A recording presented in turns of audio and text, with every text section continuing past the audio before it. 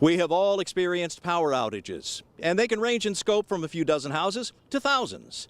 Well, the owners of these high voltage lines face the possibility of 10,000 people losing power if just one line goes down.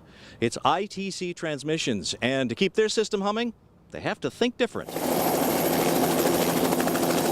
We flew in this helicopter with ITC Chief Operating Officer John Jipping.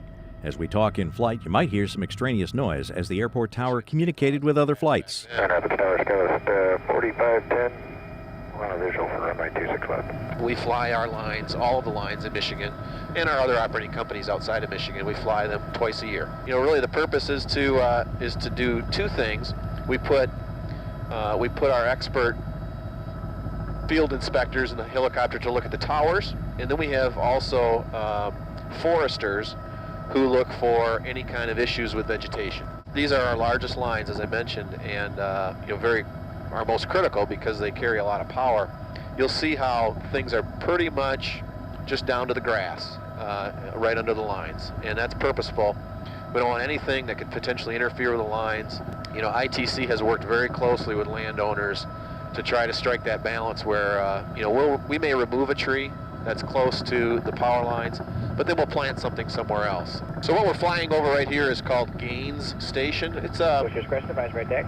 It's a medium-sized station. It has our highest voltage, 345,000 volts, and it steps down to a lower voltage, which then is really kind of serves this whole Grand Rapids metropolitan area. You see the big transformers there, and pretty typical for what we have here in Michigan, both on the east side and the west side. Now we're flying low enough that I'm looking like practically eye level with the top of the towers. Yeah. What are those engineers looking for when it comes to looking at the lines and the towers? They're really looking for anything that could potentially cause a problem.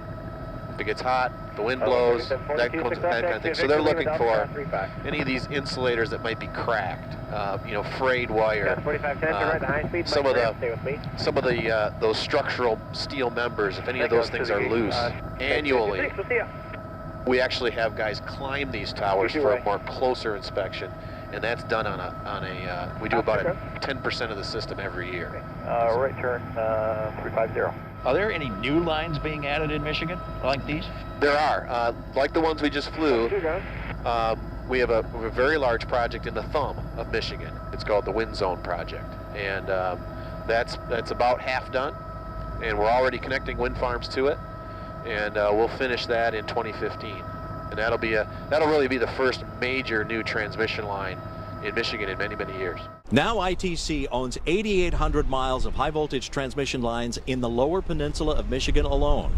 So when you see a helicopter flying amazingly close to these towers, they're not hot-dogging it. They're on an inspection tour, making sure that the traffic on their freeway gets to its destination. I'm Rob Westerby, Fox 17 News.